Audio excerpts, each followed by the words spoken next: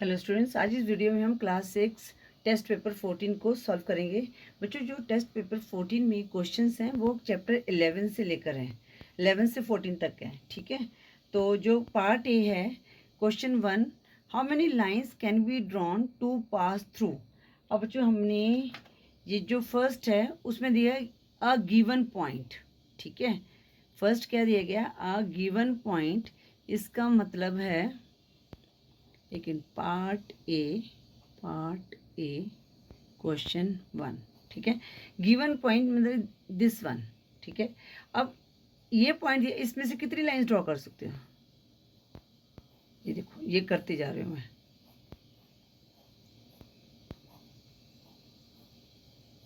ठीक है, ये देखो, अब मैंने कितनी लाइंस ड्रॉ कर दी, मतलब कि आई कांट काउंट। ठीक है, तो यहाँ पर हम क्या लिख सकते हैं, इनफाइनाइट। क्या लिख सकते हैं हम? इनफाइनाइट, मतलब कि अनगिनत। ठीक है ना, जिसकी कोई गिनती नहीं है, इनफाइनाइट, INFINITE। ठीक है, अब सेकंड पॉइंट है, सेकंड क्वेश्चन है टू गिवन पॉइंट। अब टू गिवन पॉइंट कैसे होता है बच्चों? जैसे हमारे पास टू गिवन पॉइंट दे दिए इस तरह से, तो अब यहाँ से हम कितनी लाइंस ड्रॉ कर सकते हैं? This one. ठीक है ना, यहाँ पर बोला गया how many lines can be drawn to pass through. अब टू गिवन पॉइंट है तो सिर्फ हम एक ही लाइन ड्रॉ कर सकते हैं। ठीक है ना, तो इसका आंसर क्या हुआ? Only one line can be drawn. ठीक है, फ्रॉम टू गिवन पॉइंट्स। अब पार्ट 3 में दिया गया है बच्चों three given points, three given points. अब बच्चों, इसमें ना हमें ये नहीं बताया गया जो थ्री गिवन पॉइंट्स जो हैं वो कॉलिनियर हैं या नॉन कॉलिनियर है। ठीक है, अगर आपके जो पीछे आंसर दिया वो नॉन कॉलिनियर का दिया गया। नॉन कॉलिनियर क्या होते हैं? वो जो एक लाइन में नहीं होते। ठीक है, जैसे ये पॉइंट है। ठीक है, अब यहाँ से आप एक लाइन ऐसे ड्रॉ कर सकते हो, एक लाइन ऐसे ड्रॉ कर सकते हो, एक लाइन ऐसे ड्रॉ कर सकते हो। ठीक है, अगर नॉन कॉलिनियर पॉइंट है तो आप three lines you can draw, three lines can be drawn. ठीक है, अगर हमारे पास जो पॉइंट्स हैं कॉलिनियर हैं, जो एक ही लाइन में, मतलब कि लाइन में होते हैं डॉट्स, तो वो उससे हम सिर्फ one line can be drawn. ठीक है, तो इसलिए मैंने आपको दोनों क्लियर कर दिए हैं। अगर आपके पॉइंट्स नॉन कॉलिनियर है, मतलब कि एक लाइन में नहीं है पॉइंट्स, डॉट्स जो हैं, तो हम क्या कर सकते हैं, थ्री लाइंस ड्रॉ कर सकते हैं, एक ये वाली, एक ये वाली और एक ये वाली। ठीक है, अगर कॉलिनियर है, मतलब एक लाइन में, तो सिर्फ we can draw only one line. Okay, I hope ये क्वेश्चन 1 आपको क्लियर हो गया होगा। अब क्वेश्चन 2 बोला गया है classify the angles whose magnitudes are given below. अब बच्चों, इनको हमने क्लासीफाई करना है। जब हमने एक्सरसाइज 14 भी की थी तो उसमें मैंने आपको क्लियर किया था कि एंगल्स हमारे पास होते हैं acute, obtuse angles. I hope आपको अब याद आ गया होगा। तो जो 50 डिग्री एंगल है, ये कौन सा एंगल है बच्चों? अगर 0 डिग्री से बड़ा और 90 डिग्री से छोटा एंगल हो तो वो होते हैं एक्यूट एंगल्स। क्या होते हैं? Acute angles. सो 50 डिग्री क्या है हमारा? एक्यूट एंगल है। ठीक है, अब पार्ट 2 दिया गया है 92 डिग्री। अगर एंगल 90 डिग्री से बड़ा और 180 डिग्री से छोटा हो तो वो एंगल्स होते हैं ऑब्ट्यूज एंगल्स। कौन से होते हैं? Obtuse angles. अब हमारे पास आ गया थर्ड 185 डिग्री। अब बच्चों, ये क्या है? 185 डिग्री है और 180 से बड़ा और 360 से छोटा एंगल हो तो वो कौन से होते हैं? Reflex angles. ठीक है, अगर आपने मेरी एक्सरसाइज 14B की वीडियो नहीं देखी है तो उसको देख लें, वहाँ पे मैंने 14A की, सॉरी, तो 14A की वीडियोस में ये सारा एक्सप्लेन किया है। पार्ट 4 है 90 डिग्री। तो 90 डिग्री के एंगल्स कौन से होते हैं? जो इस तरह से बनते हैं। ठीक है, इसको कहते हैं राइट एंगल्स। क्या कहते हैं इसको? Right angles. अगर 90 डिग्री का एंगल है तो उसका मतलब वो राइट एंगल्स है। अब है फिफ्थ 180 डिग्री। तो 180 डिग्री का एंगल किस तरह बनता है? इस तरह से। तो ये क्या हो गया हमारा? Complete angles. ठीक है, आई होप मैंने इस वीडियो में भी आपको क्लियर कर दिया है। अगर आपने और क्लियर करना है तो प्लीज़ आप एक्सरसाइज 14A की वीडियोस ज़रूर देखें। अब क्वेश्चन 3 है draw the perpendicular bisector of a given line segment A B of length 6 centimetre. अब परपेंडिकुलर बाइसेक्टर हमने ड्रॉ करना है, तो बच्चों इसके लिए क्या करेंगे, हमें क्या गिवन दिया गया है, ए बी 6 सेंटीमीटर। तो यहाँ पर मैं लेंथ ले लेती हूँ 6 सेंटीमीटर। देखो यहाँ से स्टार्ट करेंगे, ये मेरा 6 है और यहाँ तक, ठीक है। और यहाँ पर इन्होंने नेमिंग की हुई है, इसको दे दिया नाम ए बी 6 सेंटीमीटर। अब हमने क्या करना है, इसमें परपेंडिकुलर बाइसेक्टर हमने ड्रॉ करना है। तो बच्चों इसके लिए हम क्या करेंगे, कंपास से हाफ से ज़्यादा, अब जो ए बी का हाफ है उससे ज़्यादा हम रेडियस लेंगे और हम ए पॉइंट से दोनों तरफ एक आर्क ड्रॉ करेंगे, यहाँ पर भी और यहाँ पर भी, नीचे की तरफ भी, ठीक है। अब फिर उसके बाद सेम रेडियस के साथ बी पॉइंट से हम जो प्रीवियस आर्क है वो ऐसे ड्रॉ करेंगे कि वो जो प्रीवियस आर्क को इंटरसेक्ट कर रही है, ठीक है। इसके बाद हमने क्या करना है, जो ये पॉइंट एन के मिडल, इनको हमने ज्वाइन करना है। इसको हम नाम दे देते हैं एम एन, ठीक है। और ये मैं इनको ज्वाइन कर रही हूँ, तो और यहाँ पर कहाँ मीट कर रही है, यहाँ पर मीट कर रहे हैं ए बी लाइन पे, तो इसको दे देते हैं ओ नाम, ठीक है बच्चों। तो इस तरह से ये जो है एम एन जो है हमारा, हम यहाँ पर लिख सकते हैं M N is the required perpendicular bisector of A B, ठीक है बच्चों। अगर आपने स्टेप्स लिखने हैं तो मैंने ऑलरेडी आपको एक्सप्लेन किया एक्सरसाइज में, तो उसमें कर सकते हैं, अदरवाइज इतना भी ये सफिशिएंट है, ठीक है। अब हम करते हैं क्वेश्चन 4। क्वेश्चन 4 क्या बोला गया, construct N angles of 120 degree and bisect it. तो बच्चों बाइसेक्ट क्या होता है कि उसका हमने दो एंगल्स में उसको बाइसेक्ट करना है। तो यहाँ पर क्या गया, पहले तो construct an angle of 120 degree, हमने एंगल बनाना है 120 डिग्री का, फिर उसको बाइसेक्ट करते हैं।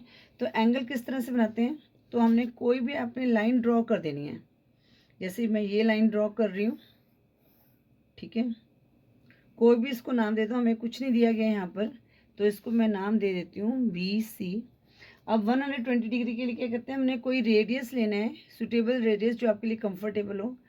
तो हमने बी पॉइंट से एक हमने सेमी सर्कल ड्रॉ करना है जो बी सी पे ई पे कट करे, ठीक है।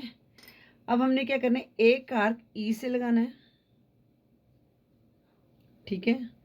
और हमने एक आर्क, ये हमारा 60 डिग्री का लगा है, ठीक है। पर हमने 120 डिग्री को बाइसेक्ट करना है, तो हम वो बाद में करते हैं, पहले हम 120 डिग्री का एंगल बनाते हैं। तो यहाँ पर रखा और मैंने यहाँ पर ये आर्क लगा दिया, ठीक है। अब मैं क्या करूँगी, अब जो हम लाइन लगाते हैं ना वो बीच में से सेंटर पॉइंट से जाती है, तो हम बी से एक लाइन को ड्रॉ करेंगे इस तरह से, ठीक है। और इसको मैंने नाम दे दिया ए। अब हमने क्या करना है, ये जो 120 डिग्री का एंगल है ये इसको हमने बाइसेक्ट करना है। तो बच्चे क्या करेंगे, हम ये जो आर्क होते हैं ना यहाँ से, हमने इससे ज़्यादा लेना है। ये देखो ये मैंने यहाँ से ले लिया, ये यहाँ से भी आप गैस कर सकते हो। वैसे तो ये वाली लाइन है, ठीक है, यहाँ पर एक लाइन को ड्रॉ कर दो तो ये आपको मिल जाएगा। वैसे तो आप इस तरह से भी ले सकते हो, ठीक है ना।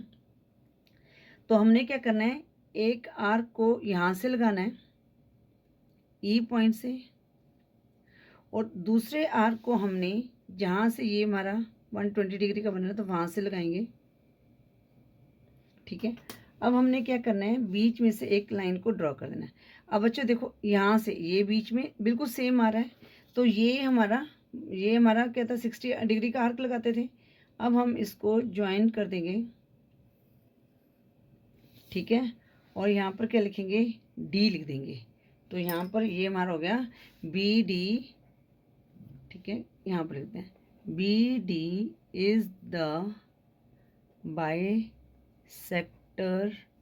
ऑफ एंगल 120 डिग्री, ठीक है बच्चों। इस तरह से हमने इस क्वेश्चन को सॉल्व करना था। आई होप ये क्वेश्चन आपको समझ आ गया होगा। ठीक है, इस तरह से हम बाइसेक्ट करते हैं। अब हम करते हैं क्वेश्चन 5। क्वेश्चन 5 क्या बोला गया है, construct an angle 90 degree and bisect it. अब 90 डिग्री के एंगल को हमने बाइसेक्ट करना है। ठीक है, तो पहले हम 90 डिग्री का एंगल बनाएंगे। तो उसके लिए हम क्या करेंगे, एक लाइन को ड्रॉ करेंगे। ठीक है, इसको कोई भी नाम दे सकते हैं, पी क्यू दे देते हैं इसको, पी क्यू। तो 90 डिग्री के एंगल के लिए हमने क्या करना था, कोई भी रेडियस लेना है जो आपको कंफर्टेबल लगे। एक सेमी सर्कल बनाएंगे जो पी क्यू को ई पे कट कर रहा है। तो इसके लिए 90 डिग्री के क्या करेंगे, हम ई से एक 60 डिग्री का आर्क लगाएंगे। ठीक है, और फिर जो 60 डिग्री के आर्क से हम 120 डिग्री का आर्क लगाएंगे और यहीं पर ही हम 90 डिग्री का आर्क लगा देंगे सेम रेडियस से। फिर हम 120 डिग्री के इससे एक आर्क लगाएंगे। ठीक है, और हम ये लाइन को पी से ज्वाइन कर देंगे। ठीक है, तो पी क्यू आर, तो ये हमारा क्या बन गया, 90 डिग्री का एंगल बन गया। अब हमने बाइसेक्ट करना है, तो हम क्या करेंगे, हम हाफ से ज़्यादा हमने रेडियस ले लिया। तो एक आर्क, जब भी 90 डिग्री का एंगल बार करना है, ओ सॉरी बाइसेक्ट करना है, तो एक आर्क हम यहाँ से लगाएंगे। ठीक है, और एक आर्क हम यहाँ से लगाएंगे।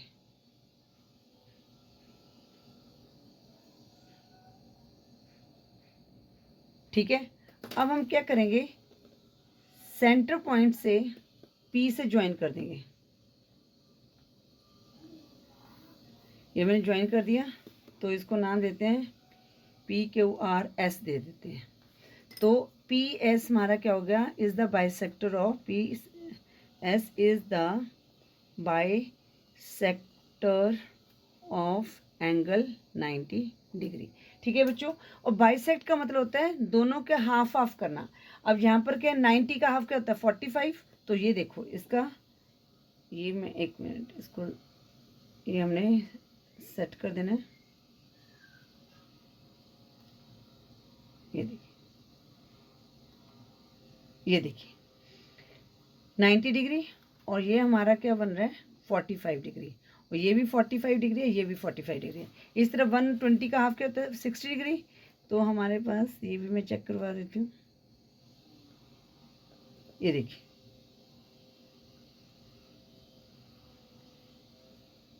हाँ, और ये देखिए ये हमारा 120 डिग्री का, और ये हमारा 60 डिग्री का। ठीक है, बाइसेक्ट का मतलब होता है कि दोनों एंगल जो है इक्वल होने चाहिए। ठीक है बच्चों, आई होप ये क्वेश्चन 4 5 आपको क्लियर हो गया। अब हम करते हैं क्वेश्चन 6। क्वेश्चन 6 है, draw a rectangle whose adjacent sides are 5.4 centimetre and 3.5 centimetre.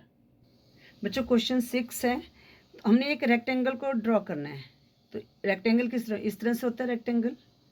ठीक है, इसकी क्या है, आमने सामने वाली जो साइड्स हैं इक्वल होती हैं। ये 5.4 सेंटीमीटर, ये 3.5 centimetre, A B C D. अब बच्चों यहाँ पर क्या बन रहे हैं 90 डिग्री के एंगल बन रहे हैं। तो हम 90 डिग्री का एंगल बनाएंगे।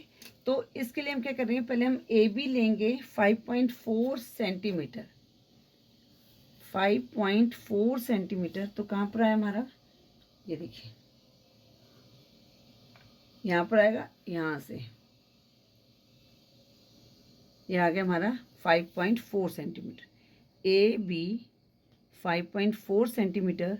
अब हम पहले कंपास की हेल्प से यहाँ पर 90 डिग्री का एंगल बनाएंगे। कोई भी रेडियस ले सकते हैं दोनों पे, ए और बी पे। ठीक है, ये मैंने यहाँ से सॉरी पहले 60 डिग्री का आर्क लगाते हैं, फिर 60 डिग्री से हम लगाते हैं 120 डिग्री का, और साथ में हम 90 डिग्री का आर्क भी लगा देंगे, और फिर 120 डिग्री से हम 90 डिग्री का आर्क लगाएंगे। ठीक है, अब लाइंस को बाद में ज्वाइन करते हैं, पहले यहाँ पर भी बना देते हैं। एक सेमी सर्कल बनाया, और यहाँ से हमने 60 डिग्री का आर्क लगाया, और यहाँ से 120 डिग्री का, और 60 से 90 डिग्री का भी आर्क लगा देंगे, और एक आर्क हम यहाँ से लगा देंगे। ठीक है, अब हमने क्या करना है, सेंटर से कोई भी आप लाइन को ड्रॉ कर दीजिए। बी से मैंने ये लाइन ड्रॉ की, जो लाइन है इसको आप एक्स दे दीजिए, ठीक है। और ए से जो मैं लाइन ड्रॉ करूँगी इसको नाम दे देते हैं वाई। अब हमने क्या करना है, हमारे 3.5 को ड्रॉ करना है और आर्क बना लेना है। एक हम 3.5, ये देखिए ये मैंने ले लिया, एक रेडियस ले लिया 3.5 का, और हम ए से कट लगाएंगे, जो ए वाई पे कट लगाया, और एक बी से लगाएंगे कट बी एक्स पे, ठीक है। अब हम क्या करेंगे, जो इसको पॉइंट दे देते हैं सी और इसको देते हैं डी, और सी डी को ज्वाइन कर देते हैं, ठीक है। तो ये हमारा क्या बन गया, यहाँ पर लिख देते हैं A B C D is the required rectangle, ठीक है बच्चों। आई होप ये आपको क्लियर हो गया होगा, ठीक है। पार्ट एक हमने क्वेश्चन 1 से लेकर 6 तक सारे क्वेश्चन सॉल्व कर दिए। अब हम करते हैं पार्ट बी। पार्ट बी में क्या है बच्चों, ऑब्जेक्टिव टाइप क्वेश्चन हैं। क्वेश्चन 7 है, which of the following has no end point. अब बच्चों नो एंड पॉइंट किस में एंड पॉइंट नहीं होता, ठीक है, ठीक है बच्चों। अब बच्चों कोई भी लाइन है, ठीक है ना, अगर हमने लाइन है, जैसे ये लाइन है, तो ये लाइन को हम इधर से भी एक्सटेंड कर सकते हैं, इधर से भी एक्सटेंड कर सकते हैं, ठीक है। जब आपने चैप्टर 11 में मैंने स्टार्ट किया था तो मैंने आपको समझाया था, जो लाइन है ना इसका कोई एंड पॉइंट नहीं है, ठीक है। तो इट मीन्स जो ऑप्शन में लाइन आना चाहिए, क्योंकि लाइन है हैज़ नो एंड पॉइंट। तो ये जो लाइन है कौन से ऑप्शन में है, सी में है। तो क्वेश्चन 7 की करेक्ट ऑप्शन क्या होगी, सी होगी, ठीक है बच्चों। अब है क्वेश्चन 8। क्वेश्चन 8 क्या कह रहे हैं कि which of the following has one and point. अब वन एंड पॉइंट, जब आपने रे क्या होता है, यहाँ से स्टार्ट हुई, अब यहाँ से ये रे है, तो बच्चों अब इसका स्टार्टिंग पॉइंट है, ठीक है ना, और इसका जो है ये कहाँ एंड होगी, ये हमारे पास नहीं है रे का, ठीक है। तो रे है जिसका वन एंड पॉइंट है, ठीक है ना। तो क्वेश्चन 8 का जो रे आंसर है वो कौन से ऑप्शन में है, बी ऑप्शन में है। तो क्वेश्चन 8 की करेक्ट ऑप्शन क्या होगी, बी। अब हम करते हैं क्वेश्चन 9। क्वेश्चन 9 क्या कह रहा है कि which of the following has two end points. अब बच्चों कोई हमारे पास लाइन सेगमेंट है, अगर किसी ने दे दी, जैसे यहाँ पर था ए बी 5.4 सेंटीमीटर, तो यहाँ ए से लेके बी तक ये क्या 5.4 सेंटीमीटर है, तो ये इसको क्या कहते हैं, लाइन सेगमेंट कहते हैं, ठीक है। और ये कौन से ऑप्शन में है, ए ऑप्शन में है। तो क्वेश्चन 9 की करेक्ट ऑप्शन क्या होगी बच्चों, ए होगी, ठीक है। अब क्वेश्चन 10 करेंगे। क्वेश्चन 10 क्या कह रहा है, टू प्लेन्स इंटरसेक्ट। तो क्या बनाते हैं बच्चों, कोई भी टू प्लेन्स हैं अगर वो इंटरसेक्ट कर रहे हैं तो वो क्या बनाते हैं। इसका मतलब ये है, जैसे बच्चों ये प्लेन है, जब हम इसको इस तरह से फोल्ड करेंगे तो यहाँ पर क्या बन रहा है, लाइन बन रही है, ठीक है ना। तो इसलिए जब भी हम टू प्लेन्स को हम क्या करेंगे, इंटरसेक्ट करेंगे तो क्या बनेगी, लाइन बनेगी, ठीक है। तो ये कौन सी ऑप्शन में, line at a point in a line, line बनती है ना। कोई भी 2 पेजेस ले लो, आप इसका ले लो बुक का, इसको हमने फोल्ड कर दिया तो क्या बन रहा है, लाइन बन रही है, ठीक है ना। तो क्वेश्चन 10 का जो लाइन आंसर है वो कौन से ऑप्शन में, बी में है। तो क्वेश्चन 10 की करेक्ट ऑप्शन क्या होगी बच्चों, बी होगी, ठीक है। अब हम करते हैं क्वेश्चन 11। क्वेश्चन 11 क्या है, 3/2 right angles. 3/2 right angles means 90 degree का एंगल, 2 4 ज़ा 8, 2 5 ज़ा 10, अब 45 इंटू 3, 3 5 ज़ा 15, 5 1 कैरी, 3 4 ज़ा 12 प्लस 1 135 डिग्री। अब ये कौन सी ऑप्शन में है, बी ऑप्शन में है। तो क्वेश्चन 11 की करेक्ट ऑप्शन क्या होगी बच्चों, बी होगी। अब हम करते हैं क्वेश्चन 12। क्वेश्चन 12 क्या है, where does the vertex of an angle lie. अब एंगल कैसे बनते हैं बच्चों, ये हमारे जैसे हमने यहाँ पर लाइन बनाया तो एंगल यहाँ बन रहा है। तो अब ये देखो ऑप्शन में क्या क्या दिया गया, इन इट्स इंटीरियर। अब इंटीरियर वाला ये वाला पार्ट है इंटीरियर, तो यहाँ तो एंगल नहीं बन रहा है, हमारा एंगल कहाँ बन रहा है, यहाँ पर बन रहा है, ठीक है ना। तो वर्टेक्स, ये वैसे वर्टेक्स होता है जहाँ 2 लाइंस जो मीट करती हैं ना, उस पॉइंट को वर्टेक्स कहते हैं। तो एंगल में यहाँ मीट कर रही हैं, तो नेक्स्ट पॉइंट क्या है, इन इट्स एक्सटीरियर। एक्सटीरियर क्या है, यहाँ होता पॉइंट, यहाँ होता, पर हमारा तो यहाँ पर है। और नेक्स्ट पॉइंट क्या है, ऑन द एंगल और नन ऑफ दिस। अब जो ऑन द एंगल हम कह सकते हैं, ये क्या, ये ऑन द लाइन होता, पर हमारे पास ऑप्शन दिया, हमें क्या दिया गया, ऑन द एंगल। तो ये कौन सी ऑप्शन में है, क्वेश्चन 12 का सी ऑप्शन में है। तो क्वेश्चन 12 की करेक्ट ऑप्शन क्या होगी, सी होगी। अब हम करते हैं क्वेश्चन 13। क्वेश्चन 13 क्या है, an angle measuring 270 degree is. अब यहाँ पर ऑप्शन दिए, obtuse angle, straight angle, acute angle, reflex angle. अब ऑब्ट्यूज एंगल हमें पता है वो क्या होते हैं, 90 डिग्री से बड़ा और 180 डिग्री से छोटा। स्ट्रेट लाइन 180 डिग्री का एंगल होता है। एक्यूट एंगल 0 डिग्री से बड़ा, 90 डिग्री से छोटा। जो रिफ्लेक्स एंगल होते हैं वो 270 डिग्री से बड़ा और 360 डिग्री से छोटा। तो ये कौन सा एंगल होगा हमारा, रिफ्लेक्स एंगल। और ये कौन से ऑप्शन में है, रिफ्लेक्स एंगल डी ऑप्शन में है। तो क्वेश्चन 13 की करेक्ट ऑप्शन क्या होगी, डी होगी। अब क्वेश्चन पार्ट सी क्या दिया गया बच्चों, फिल इन द ब्लैंक्स है, ठीक है। क्वेश्चन 14 का part 1, a line has dash and point. ये अभी हमने ऊपर डिस्कस किया था कि कितने एंड पॉइंट होते हैं लाइन के, तो नो एंड पॉइंट। तो यहाँ पर हम क्या लिख सकते हैं, नो लिख सकते हैं, ज़ीरो भी लिख सकते हैं। तो यहाँ पर क्या आएगा, a line has no end point. Part 2 में कह दिया, अ रे हैज़ डैश एंड पॉइंट। अब रे कैसे होती थी ये मैंने अभी आपको बताई थी। तो इसका क्या है, वन एंड पॉइंट है, ठीक है। तो यहाँ पर क्या लिखेंगे, ONE one and point. Part 3 क्या है, a line dash B drawn on paper, ठीक है। तो अ लाइन जो होती है बच्चे, क्या हम उसको पेपर पे ड्रॉ कर सकते हैं। अब बच्चों लाइन मैंने अभी यहाँ पर बताया था, लाइन क्या होता है, इसका कोई एंड पॉइंट नहीं है। तो ये हम पेपर पे नहीं ड्रॉ कर सकते, क्योंकि इसको यहाँ से भी एक्सटेंड कर सकते हैं, यहाँ से भी एक्सटेंड कर सकते हैं। सपोज ये पूरा पेपर है, यहाँ पर हमने एक लाइन ड्रॉ कर दी, पर लाइन को हम आगे भी तो एक्सटेंड कर सकते हैं ना, नीचे की तरफ भी एक्सटेंड कर सकते हैं। तो यहाँ पर लिखे देंगे हम कैन नॉट बी। तो a line can not be drawn on a paper. तो यहाँ पर क्या आएगा, कैन नॉट बी। जो फिल इन द ब्लैंक्स है उसकी जगह हम लिखेंगे can not be drawn on the paper. अब पार्ट 4 क्या दिया गया है, 0 डिग्री, एक्यूट एंगल 90 डिग्री। अब यह कि अगर 90 डिग्री से जो ऑब्ट्यूज एंगल होते हैं 90 डिग्री से बड़े होते हैं, ठीक है ना। तो अब यहाँ पर हमने बताना है, तो यहाँ पर कौन सा साइन आएगा, साइन का हमने बताना है। तो यहाँ पर क्या होगा बच्चों, 0 डिग्री से बड़ा, तो एक्यूट एंगल होता है। तो यहाँ पर जो फर्स्ट है उसमें कैसा साइन आएगा, ये वाला साइन आएगा, ठीक है। और यहाँ पर क्या होगा, जो एक्यूट एंगल क्या होता है, लेस देन 90 डिग्री है, तो यहाँ पर भी ये वाला साइन आएगा, ठीक है। आई होप क्लियर हो गया होगा। तो जो एक्यूट एंगल क्या होता है, 0 डिग्री से बड़ा। तो हमने ये साइन है हमारा इस तरह वाइज, क्योंकि 0 डिग्री ये लेस देन हो गया ना, 0 डिग्री ये नहीं आएगा। तो 0 डिग्री से बड़ा आता है एक्यूट एंगल, और 90 डिग्री से छोटा। तो 90 डिग्री, तो एक्यूट एंगल की तरफ हम ये जो हमारा है ये क्लोज वाली हमको लगाएंगे, ठीक है। तो यहाँ पर ये वाले साइन आएंगे, ये वाला, ठीक है बच्चों। आई होप ये आपको क्लियर हो गया। अब हम करते हैं part 5।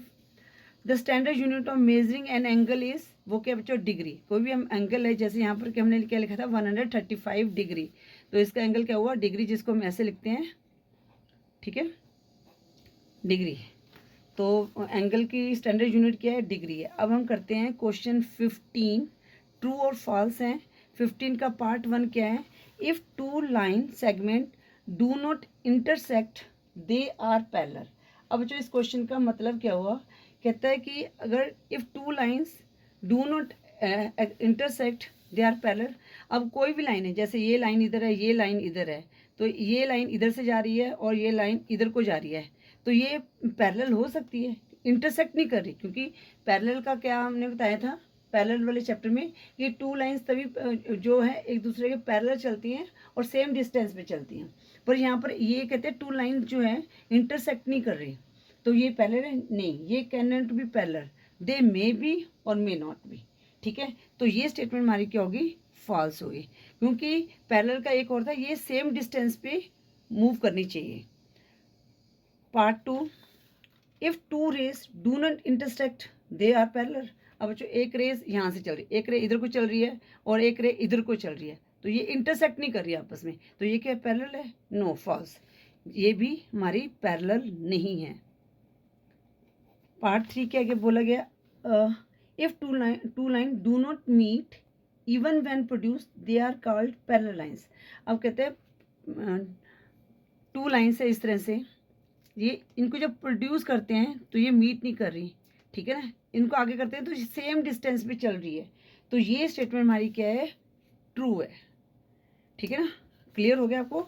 If two lines do not meet even when produce, मतलब इनको हमने प्रोड्यूस कर दिया या इस तरह से है, इनको हम आगे आगे बढ़ाते गए, प्रोड्यूस करते गए इस तरह से, पर ये मीट नहीं कर रही है, तो ये लाइन्स जो है पैरेलल कहलाती हैं। अब part 4, two parallel lines are everywhere the same distance part. अगर सेम डिस्टेंस है, जैसे बच्चों ये देखो स्केल है, ये सेम डिस्टेंस है, तो ये क्या है, पैरेलल है। अब रेलवे ट्रैक का देख लो, रेलवे ट्रैक का क्या है, दो सेम डिस्टेंस पे है वो, तो वो पैरेलल है, तो ये स्टेटमेंट भी हमारी क्या होगी, ट्रू होगी। जो पार्ट 4 है वो भी हमारा ट्रू है। पार्ट 5, अ रे हैज़ इनफाइनाइट लेंथ। अब वो रे का कह रहा है कि इनफाइनाइट लेंथ है, तो बच्चों ये हमारी नहीं, फाइनाइट लेंथ, इनफाइनाइट नहीं, फाइनाइट लेंथ बोला गया है, तो बच्चों क्या है ये, अब रे क्या होती है, इस तरह से, तो हमको एक ही डायरेक्शन में इसको मूव कर सकते हैं, ठीक है ना, उसको ये थोड़ी चेंज, तो रे होती है उसको हम एक ही डायरेक्शन में मूव कर सकते हैं, ये फाइनाइट लेंथ लिखा हुआ है, तो ये स्टेटमेंट हमारी क्या होगी, फॉल्स होगी, ठीक है ना। आ रे हैज़ फाइनाइट लेंथ, फॉल्स, क्योंकि हम इसको एक ही डायरेक्शन में मूव कर सकते हैं। पार्ट 6 है, ray A B is the same as ray B A, ये हमारा ट्रू है, ठीक है बच्चों। अब जैसे ए बी है, ये ए बी है और इज द सेम रे बी ए, तो बिल्कुल ठीक है, जो ए से बी है, बी से ए सेम है, ठीक है, तो ये स्टेटमेंट जो पार्ट 6 है वो हमारी क्या है, ट्रू है। तो पार्ट 1, 3, 4 एंड 6 पार्ट हमारा ट्रू है, और 2 एंड 5th पार्ट जो है हमारा फॉल्स है। आई होप बच्चों आपको हर क्वेश्चन क्लियर हो गया होगा। अगर फिर भी आपका कोई डाउट है तो मैसेज कर सकते हैं। वीडियो यूज़फुल लगे तो बच्चों वीडियो को लाइक ज़रूर करें। Thank you for watching. Next video में हम नया चैप्टर स्टार्ट करेंगे, चैप्टर 15 पॉलीगॉन्स।